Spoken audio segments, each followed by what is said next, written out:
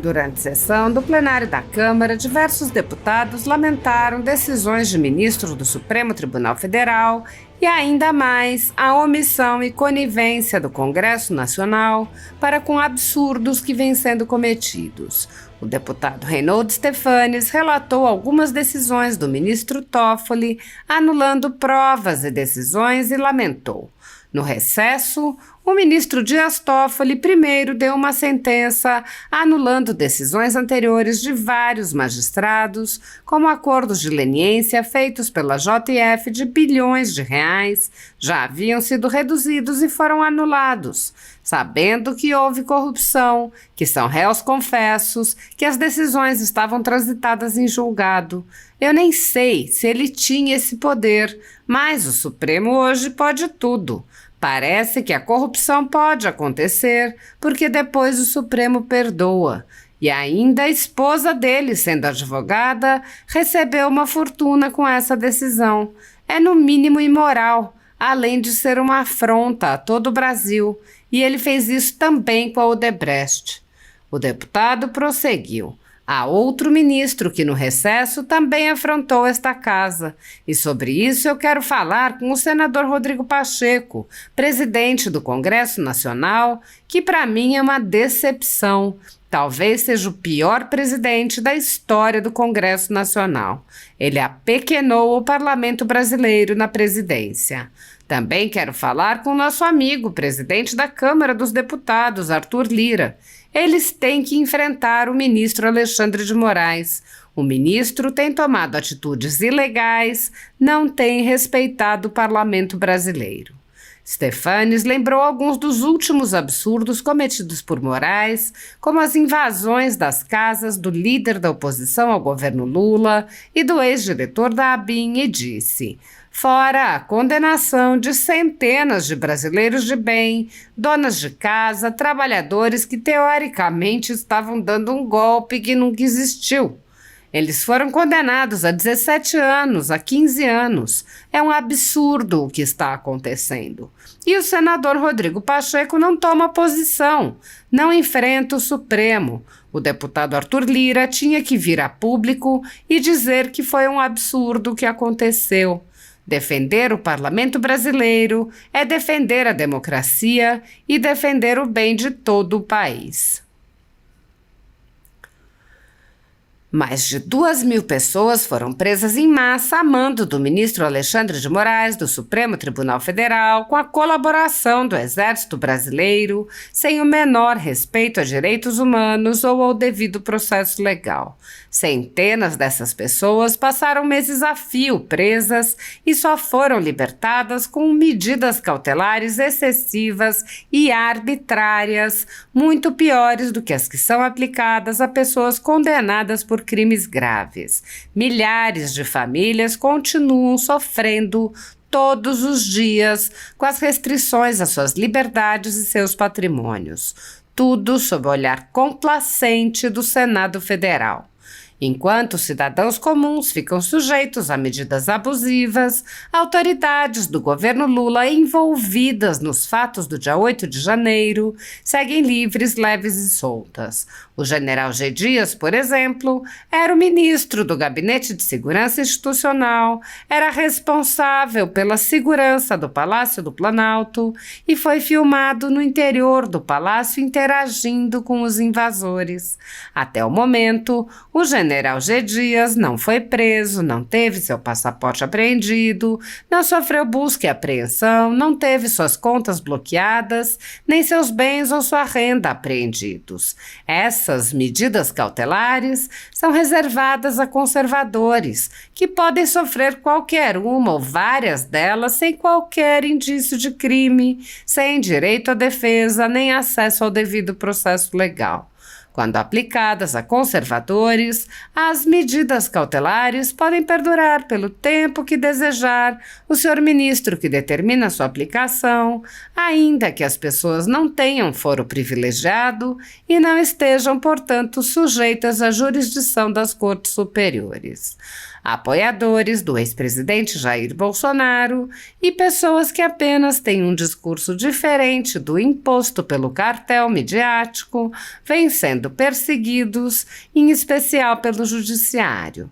Além dos inquéritos conduzidos pelo ministro Alexandre de Moraes no Supremo Tribunal Federal, também o ex-corregedor do Tribunal Superior Eleitoral, Luiz Felipe Salomão, criou seu próprio inquérito administrativo e ordenou o confisco da renda de sites e canais conservadores, como a Folha Política.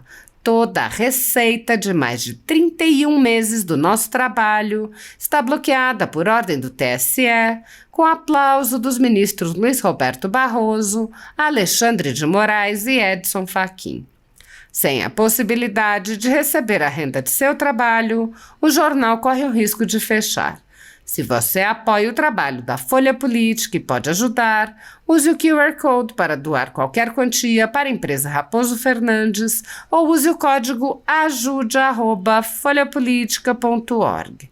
Caso prefira, há a opção de transferência bancária para a conta da empresa Raposo Fernandes, disponível na descrição deste vídeo e no comentário fixado no topo. Há mais de 10 anos, a Folha Política faz a cobertura da política brasileira, mostrando atos, pronunciamentos e eventos dos três poderes, quebrando a espiral do silêncio imposta pelo cartel de mídia que quer o monopólio da informação.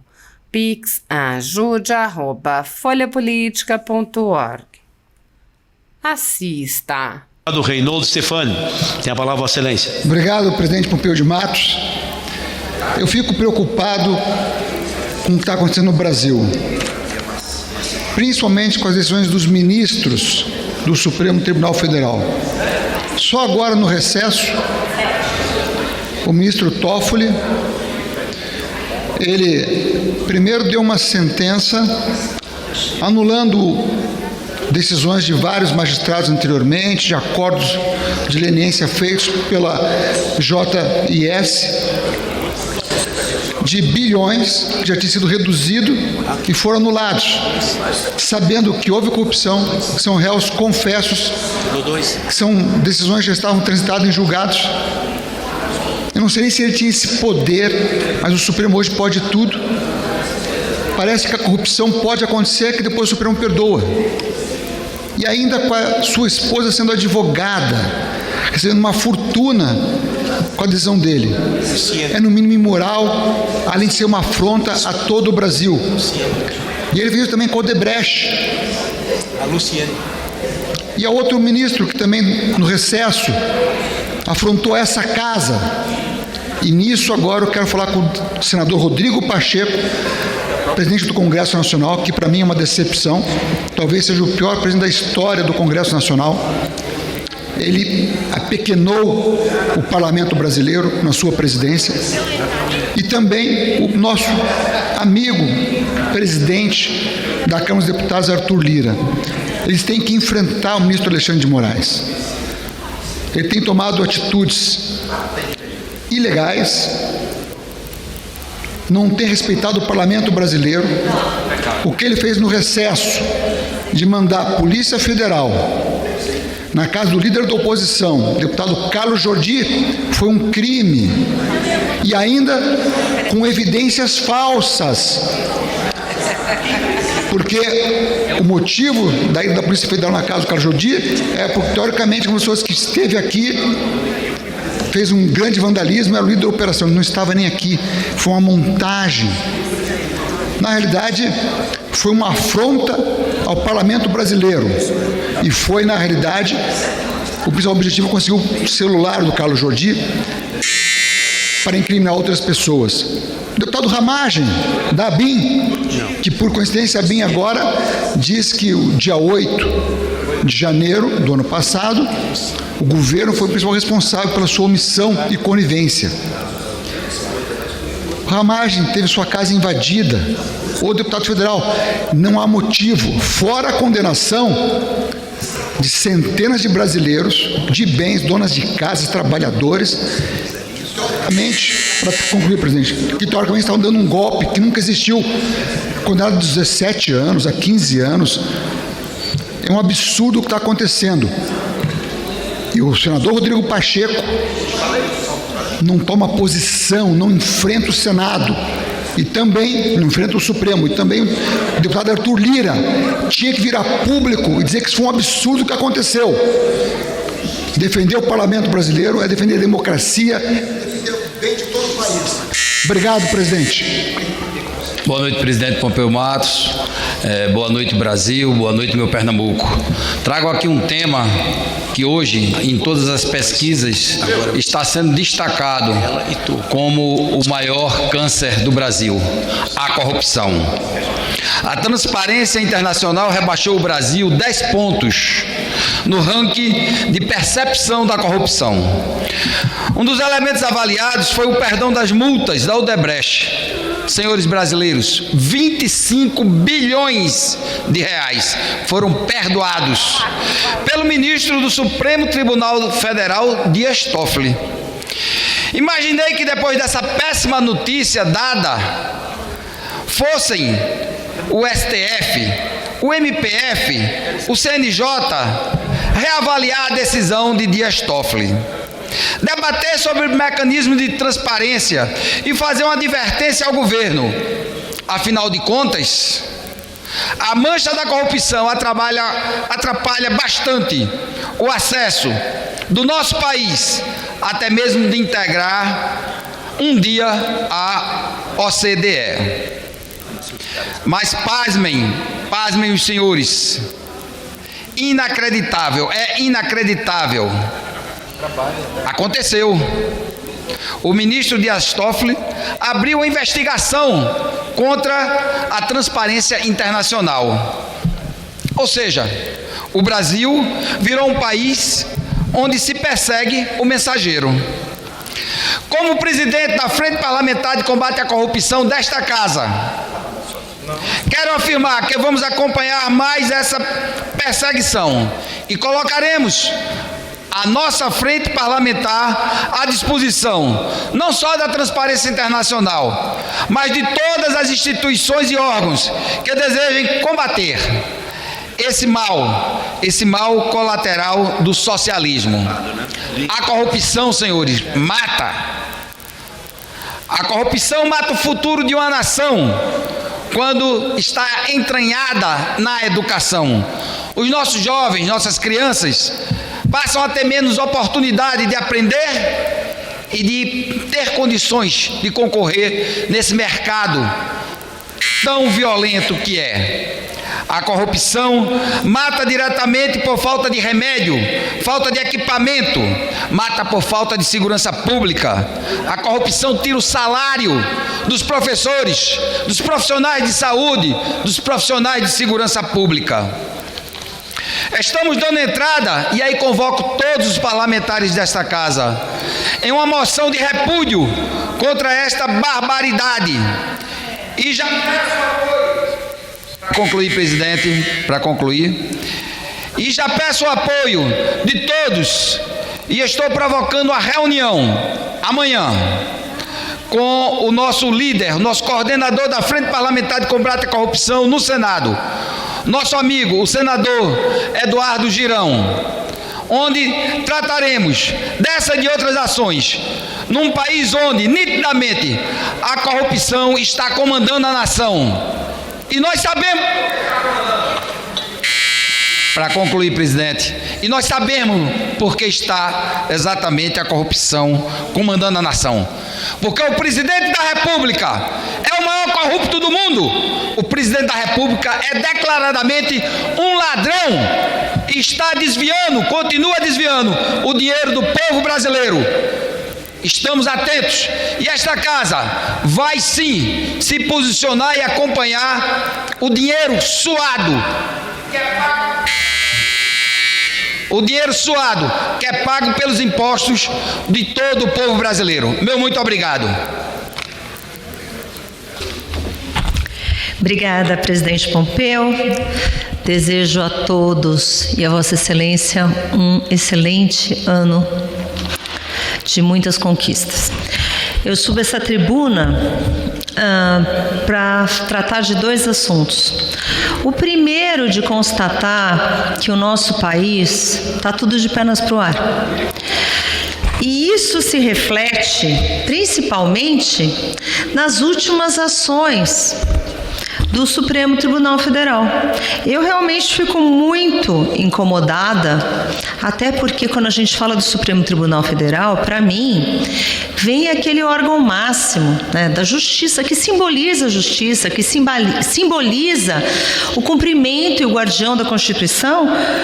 A gente vê, assim, empresas condenadas sendo liberadas de multa, a gente vê bandidos sendo soltos, a gente vê entidades que sempre combateram corrupção com pedido de ministro do Supremo Tribunal para serem investigados. Então isso assusta um pouco, né? Isso realmente traz um desânimo. E eu faço um apelo novamente aos ministros do Supremo Tribunal Federal, né, na pessoa inclusive do ministro Barroso, que sempre combateu a corrupção, que todos nós aqui temos a expectativa que esse país trilhe um caminho certo, que não seja esse país da impunidade, onde o Supremo Tribunal se preste a papéis de proteger empresas que os maridos, esposas, empresas de advocacia patrocinem causas e processos, que não seja um balcão de negócio. Isso a gente não pode permitir. Então é o apelo que eu faço, porque é assustador você ver o Supremo Tribunal mudar de ideia tantas vezes. Então, esse é um apelo que eu faço. E depois que o Brasil cai 10 pontos no índice de percepção da corrupção, a gente vê por onde anda, né? Então, vamos trazer de novo aquela chama que não é um país da impunidade, que é um país que busca justiça. E o outro ponto que eu quero trazer aqui, presidente, sem querer abusar de Vossa Excelência, mas se eu passar do meu tempo, eu peço para agregar meu tempo de liderança, tá bom? Pode ser? Não, tudo bem, não vou usar todo, mas é que eu queria falar de um assunto importante. O segundo importante aqui é falar sobre a Conferência Nacional de Educação, falar sobre a educação do nosso país, falar sobre o Plano Nacional de Educação. Porque todo parlamentar aqui, e não importa o partido, não importa o que acredita, não importa a região do país, eu tenho certeza que todo parlamentar aqui tem por objetivo dar uma boa educação e dar oportunidade para as crianças e adolescentes na base. Eu acho que os caminhos podem ser diferentes, a visão de mundo, a visão de como chegar nisso pode até ter divergência, mas eu acho que todos os parlamentares aqui têm esse objetivo, ou pelo menos a grande maioria. E me assusta muito também ver que este ano é o ano onde nós temos o Plano Nacional de Educação, que vai valer para os próximos 10 anos. E este debate tem que ser feito de uma maneira responsável, porque não é o debate do governo A, do governo B, de quem está no poder. É o debate da nação brasileira, é o debate de todos os segmentos da sociedade, é o debate que vai selar o destino do nosso país, que vai selar o destino das nossas crianças, dos nossos adolescentes, da inserção no mercado de trabalho. E, infelizmente, nós vemos um debate tão importante para a nação contaminado. E contaminado, inclusive, de uma maneira nada elegante. O que a gente viu é que nós tivemos uma Conferência Nacional de Educação que foi feita, convocada às pressas, faltando poucos dias, assim, falando para os municípios e estados promoverem esse debate. A gente viu um documento base ser produzido que absolutamente não tem nada de técnico e, infelizmente, falo isso com muita tristeza, porque o que a gente tem que ter aqui é pegar um Plano Nacional de Educação que foi feito em 2014 e que vai até 2024, ver o que deu certo, o que deu errado, trazer números, trazer dados, trazer metas, trazer diretrizes e ver o que podemos melhorar. E não é isso que acontece. O documento produzido puramente e infelizmente ideológico, não tem nada de científico. E aí, quando a gente tenta participar da Conferência Nacional de Educação, não pode, né? A sociedade não pode pôde participar. Recebemos várias e várias reclamações de entidades, escolas confessionais, setores da economia que não puderam participar do debate, apesar de tentarem participar desse debate. Nós, parlamentares, muitos se uniram, pedimos reunião com o Ministério da Educação, conversamos, mandamos ofício pedindo reunião, pedindo prorrogação da conferência para o segundo semestre, pedindo ampliação desse debate. Fizemos reunião, sim, com a secretária Isolda do Ministério da Educação e com o deputado Léo de Brito, nosso colega, e a nossa expectativa é que esse debate realmente seja ampliado. Mas, infelizmente, a conferência foi mantida. O que a gente viu lá foi debate social, não debate técnico de educação, não debate que garanta aprendizagem, e ataques ideológicos, ataque à educação privada, ataque ao agronegócio, ataque a ensinos particulares e puramente ideológico. E isso me entristece, porque esse debate é de todos, esse debate não é desse governo, esse debate é de todos os parlamentares aqui.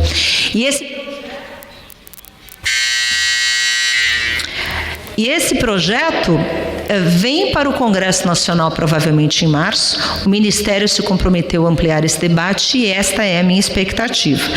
Mandamos muitos RICs, muitos ofícios, fizemos reuniões, muitas frentes parlamentares, porque o debate da educação é um debate de todos e nós precisamos ter esse diálogo para melhorar a qualidade da educação do nosso país e tirá-lo da posição vergonhosa que temos nos rankings de educação. Nossa educação é de péssima qualidade. Estou falando de educação pública. Nós precisamos medir, avaliar e melhorar, porque isso está assegurado na nossa Constituição. Educação na base e oportunidade para todos. Então esse é o meu pedido, e que venha um plano nacional de educação construído não de um lado só, mas por todos os parlamentares. Obrigada, presidente.